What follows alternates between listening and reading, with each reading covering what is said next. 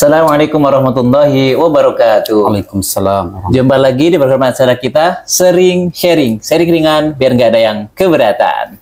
Alhamdulillah siang hari ini di episode yang spesial yang ke-90 hari 90, ini. 90 episode. Kita kedatangan tamu yang sangat amat spesial yang beliau ini sedang viral karena melawan GG lah bahasanya. Dengan logika-logika yang sejauh ini menganggap ilmiah, tapi ternyata setelah kita lihat belum ilmiah.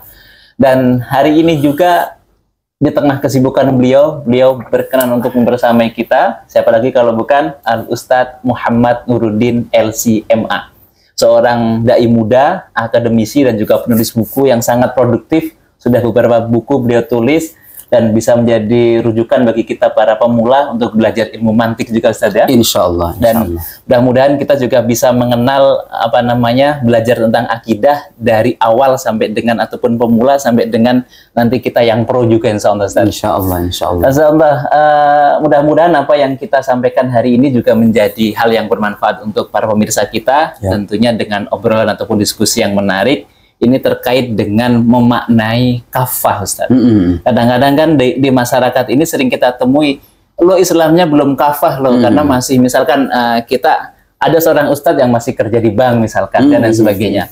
Lo belum kafah, terus yang dianggap kafah itu adalah orang yang berpenampilan sunnah, baik itu mohon maaf kadang jenggotan, pakai jubah, terus berpenampilan layaknya orang-orang yang mengamalkan sunnah. Ini sebenarnya pengertian kafah itu sendiri seperti apa, Ustaz? Fadhil, Ustaz. Baik, jadi kata kafah itu artinya secara sempurna. Udkhulu fis silmi kafah. Salah satu ayat Quran mengatakan demikian. Masuklah ke dalam Islam secara kafah. Nah, yang perlu kita ketahui bersama, Islam itu kalau kita peras semua ajaran-ajarannya itu terangkum dalam 3 hal, Mas. Pertama, Islam itu mencakup akidah. Kedua, syariat. Ketiga, akhlak. Jadi Islam itu mengatur semuanya. Akidah itu mengatur keyakinan, mengajarkan keyakinan yang tepat. Bagi kita sekarang beribadah menyembah Allah kan. Nah, akidah menjelaskan Allah itu siapa, sifat-sifatnya apa, bagaimana bukti keberadaannya dan lain-lain. Nah, tapi beragama nggak cuma hanya dengan keyakinan aja. Masa kita hanya berkeyakinan kemudian mengabaikan amal perbuatan? Enggak, amal perbuatan juga harus diatur. Makanya muncul syariat. Syariat ini mengatur perbuatan manusia, perbuatan lahiriah manusia, baik dalam ibadah maupun muamalah.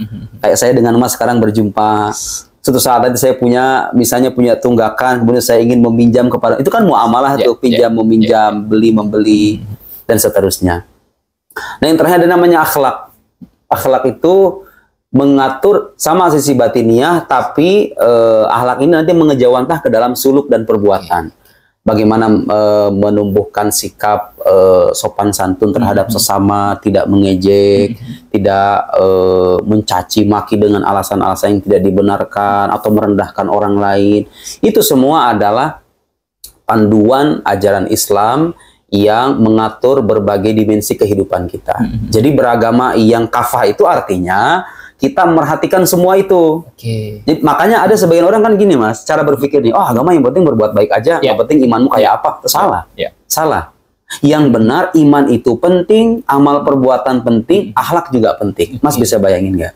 Ada orang akidahnya tepat, dia hatam semua penjelasan dalam akidah, sholatnya juga jalan, tapi akhlaknya nggak ada. Suka merendahkan orang lain, memandang remeh orang lain, mentang-mentang karena dia melakukan pekerjaan yang menurut dia itu keliru, direndahkan. Itu kan sebetulnya melanggar salah satu ajaran Islam juga, Mas. Nah, saya tidak punya kapasitas untuk mengomentari hukum kerja di bank. Tapi yang saya tahu, itu masalah khilafiyah di kalangan ulama. Karena kalau kita merujuk Darul Ifta, Mesir, ya ulama-ulama Mesir, itu tidak mempersoalkan dan tidak memandang itu sebagai riba.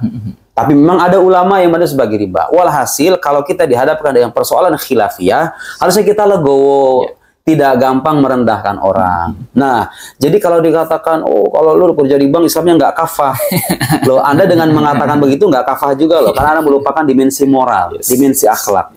Jangan-jangan dengan cara begitu orang jadi malas bekerja, kemudian melupakan kewajibannya. Padahal menunaikan kewajiban sebagai kepala keluarga, bekerja, itu kan bagian dari menjalankan agama Islam juga loh, Mas. Jadi Kafah itu artinya kita beragama secara holistik, bahasa kerennya. Akidah kita pelajari, iman yang benar tertanam dalam hati, mengejawantah dalam ibadah, dalam amal perbuatan, begitu yang diatur oleh syariat, dan pada akhirnya itu dibungkus dengan akhlak. Jadi Islam kafah itu bukan berarti kalau misalnya kalau orang maksiat gimana? Mas, maksiat itu kan ada kalanya orang berbuat maksiat karena kelemahan dirinya. Betul.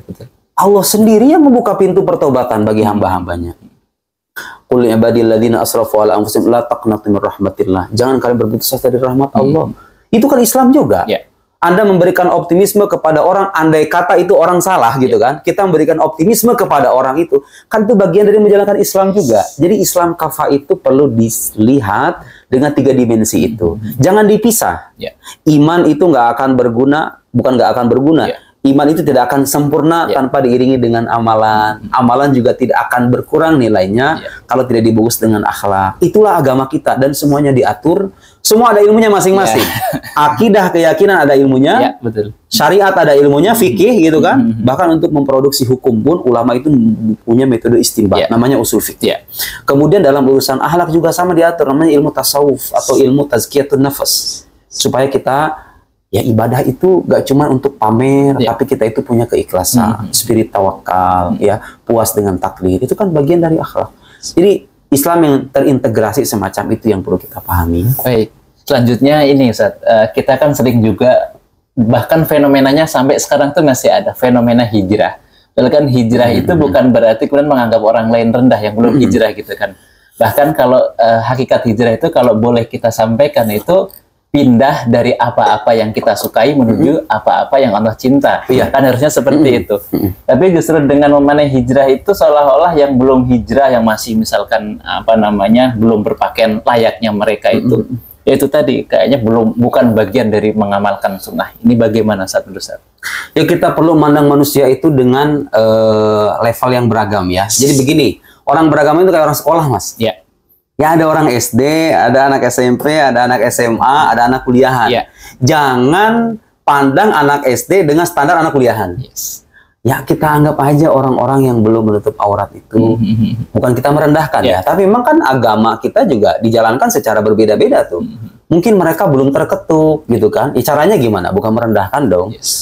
Siapa yang menjamin bahwa kelak orang ini akan lebih Anda tahu nggak kalau suatu saat nanti orang ini bisa jadi lebih soleh dari Anda? Kan gak ada yang tahu. Jangankan sama muslim, Mas, orang non muslim pun, coba kalau kita punya tetangga non muslim, agamanya beda dengan kita dan kita menolak agamanya. Tapi bukankah mungkin orang ini di kemudian hari punya potensi dapat hidayah, hidup lebih baik ketimbang kehidupan kita, sementara kita yang sibuk menilai orang lain ini. Jadi agama ini yang menarik dari ajaran Islam itu yang saya pelajari, dia tidak mengajak kita untuk sibuk menilai orang lain, tapi sibuk menilai diri sendiri. Karena bagaimanapun kelak kita akan bertanggungjawabkan diri kita masing-masing. Kita nggak ditanya tentang dosa orang lain gitu loh. Jadi Anda nggak akan ditanya itu kenapa ada orang-orang Indonesia yang masih buka aurat, ada diskotik begini-begini. Bukan tugas Anda menghentikan itu semua. Kalau Anda bisa mengingatkan dengan cara yang halus, ingatkan. Barangkali ada di antara keluarga, kita ingatkan dengan cara yang halus. Kalau seandainya kita nggak punya kuasa, ya sudah, kita perbaiki diri sendiri. Dan begini, seandainya orang beragama punya mindset semacam ini, saya yakin tuh kehidupan kita akan lebih baik. Kita menyibukkan diri dengan diri kita sendiri, kita punya keluarga dengan keluarga sendiri, tanpa sibuk memberikan penilaian kepada orang lain. Kecuali kalau orang lain ini punya dampak negatif bagi orang lain. Kayak misalnya orang menjalankan pikiran sesat. Ya kita jangan acuh dong. Orang menyebarkan pikiran yang menyimpang harus kita tampil, meluruskan. Itu bagian dari menjalankan agama, ya kan? Ar-rad ala ahlil bidah. Jadi kita membantah orang-orang yang punya pandangan heretik, itu memang harus. Nah, tapi kalau ada orang kemudian bermaksiat, bisa nggak kita mengingatkan? Silahkan ingatkan. Tapi jangan pandang mereka lebih rendah ketimbang kita atau memandang kita lebih mulia ketimbang mereka, karena Allah itu yanzur ila qulubikum, melihat hati kalian. Bukan berarti kita meremehkan perbuatan maksiat ya. Maksiat adalah maksiat, taat adalah taat. Tapi kita tidak pernah tahu gini, Mas, ada orang bermaksiat di siang hari, tapi bukankah dia mungkin bertobat kepada Tuhan di malam hari? Kenapa kita nggak berpikir semacam itu? Dengan cara begitu, maka kita bisa memandang manusia dengan cara pandang yang humanis. Semuanya adalah hamba Allah. Sekiranya kita bisa mengingatkan, kita ingatkan. Toh dia boleh jadi punya kemungkinan yang lebih banyak untuk mendekat kepada Tuhan, cuman kita nggak tahu. Itu dong harusnya cara pandang orang beragama. Saya kira itu yang bisa membuat kita hidup lebih damai, lebih tenang, lebih sejuk, gitu ya. Masya Allah. Lalu satu lagi mungkin sebelum kita tutup, Ustaz. Sekarang ini kan sanat keilmuan ataupun apa namanya generasi kita ini ya sebagian kecil sebenarnya ya kan, kalau sebagian besar itu masih berminat dengan adanya ilmu-ilmu yang baru. Tapi dalam dunia ilmu agama itu seolah-olah mengalami surut yang sangat luar biasa, bahkan banyak yang berbicara tanpa referensi. Nah ini ke depan bagaimana, Ustaz? Mungkin juga menjadi pesan untuk generasi muda sekaligus menjadi penutup, dan juga pesan untuk para pemirsa kita agar kita itu berbicara juga dengan ilmu, terus kemudian beragama juga dengan ilmu. Betul, Ustaz? Saya sering kali memberikan permisalan dengan pergi ke dokter, ya. Saya tidak bosan-bosan menggunakan permisalan ini karena ini relevan sekali. Saya ketika sakit dengan penyakit tertentu yang saya cari pasti spesialis. Itu menyangkut penyakit fisik. Agama ini, Mas, mengatur kehidupan kita sekarang dan nanti. Manfaatnya kita dapat sekarang dan nanti juga. Kita kalau sudah selesai kehidupan di dunia ini, kita akan bertemu dengan Tuhan kita. Ditanya agama kita, iman kita, ya. Apa yang kita lakukan tentang bagaimana kita menjalankan agama itu, bagaimana kita merawat keimanan itu kan sesuatu yang manfaatnya nggak kita petik sekarang. Jadi pertanyaan saya, kenapa kalau untuk menyangkut fisik kita itu teliti? Kalau kita pengen berobat, pergi ke rumah sakit aja kan kita selektif banget tuh. Kalau rumah sakitnya mahal, dokternya gelarnya banyak, biasanya lebih mahal. Dan kita pilih itu. Dan kita merasa bahwa potensi kesembuhan kita lebih banyak. Itu begitu kalau menyangkut fisik. Nah, agama itu kan mengobati penyakit batin kita. Dia itu hadir untuk mendidik hawa nafsu kita, mengenalkan kita kepada yang Maha Kuasa, Allah Subhanahu wa Ta'ala. Kenapa kita nggak berhati-hati? Jadi beragama itu perlu selektif juga gitu loh. Jangan gampang menelan pengetahuan dari orang yang tidak jelas. Ya kita kalau pergi ke dokter, kalau kita nggak kenal sama dokternya kan kita nanya, ini orang sekolahnya di mana, gelarnya apa, terus apa yang dikatakan oleh para pakar tentang orang ini, bagaimana para pasien berkomentar. Setelah itu kita percaya, udah saya percayain dokter ini. Nah, kira-kira kurang lebih ya beragama juga begitu. Kalau nyari ustadz itu jangan sembarangan, cari biografi. Ini orang sekolahnya di mana, gurunya siapa, pemahaman keagamaan. Gini, Mas. Kalau ada seorang dokter, pandangannya menyalahi dokter yang lain, kira-kira Mas ragu nggak dengan keilmuannya? Pasti ragu. Ya ragu dong. Nih, orang beragama juga begitu, ustadz juga begitu. Kalau ada ustadz, cara pandangnya beda dengan ulama-ulama, atau dia menyalahi pendapat kesepakatan para ulama, dipertanyakan tuh, belajarnya dari mana orang ini. Jangan diikuti. Cukup sebagai wawasan aja bahwa ada orang kayak begini. Selesai. Jangan ditelan ilmunya. Cukup Anda tahu bahwa agama ini dipahami oleh orang begini seperti ini. Selesai. Syukur-syukur kalau Anda mempelajari bagaimana cara membantahnya, bagaimana cara meluruskannya. Itu tugasnya orang-orang yang memang spesialisnya dalam bidang ilmu agama. Saya kira ini penting membangun kesadaran semacam ini. Karena agama itu Anda bawa manfaatnya sampai Anda mati, sampai Anda bertemu dengan Tuhan Anda, dan di sana kita abadi. Sekarang kita hidup hanya puluhan tahun, di dunia, di alam sana kita hidup abadi. Dan yang menentukan itu adalah keimanan dan amal soleh. Hati-hati dalam memilih guru agama, menyerap pengetahuan agama, cari orang yang bermutu, cari orang yang jelas gurunya, cari orang yang kapasitas keilmuannya teruji, dan dengan cara itulah insya Allah kita bisa selamat. Ya, Masya Allah, sangat luar biasa. Wah, ini kalau dilanjutkan bisa lebih dari 1 jam saja mungkin ya, karena kesibukan beliau sangat luar biasa. Mungkin kita cukupkan, dan apa yang beliau sampaikan mudah-mudahan mendatangkan manfaat untuk kita semua, bahwa prinsipnya mari kita fungsikan bahwa makna kafah itu menjalankan agama itu secara holistik, baik itu tentang akidah, akhlaknya, dan juga syariat itu harus dipadukan, tidak boleh secara terpisah-pisah. Dan perlu kita